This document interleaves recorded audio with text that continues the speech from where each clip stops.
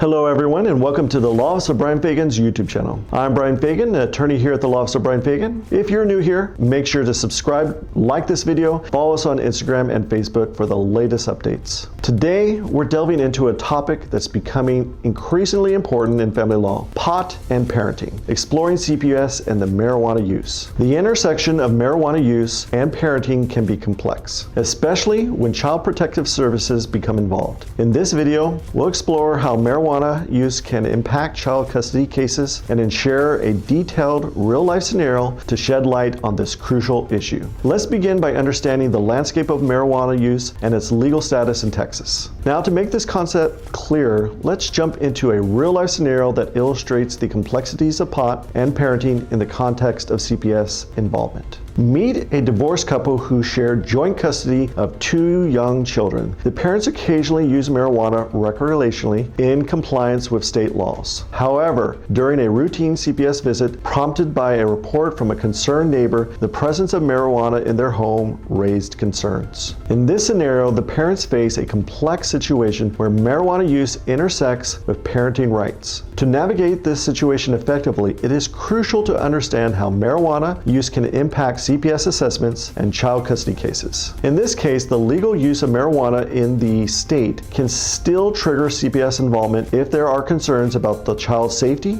and well-being. So what are the implications of marijuana use in child custody cases? Here are some key points to consider. Child safety. CPS's primary concern is the safety and well-being of children. Any factors that could potentially endanger the child's safety may lead to CPS involvement. Legal compliance. While marijuana may be legal in some states, it remains illegal under federal law. This can complicate matters, especially if there are interstate custody disputes. Parental responsibility. Courts consider a parent's ability to provide a safe, stable environment for their children. Marijuana use, even legally, can factor into assessing the parental responsibility. In this situation, the parents consult with an attorney at the Law Office of Bryan Fagan to navigate the case effectively. An attorney helps understand the rights, the responsibilities in light of marijuana use. Now let's address some common legal considerations in the pot and parenting cases. Court orders. Court orders regarding child custody and visitation to be followed. Any violations can have serious consequences. Documentation. Keep thorough records of marijuana use. Prescriptions and compliance with state laws can be crucial in demonstrating responsible behavior.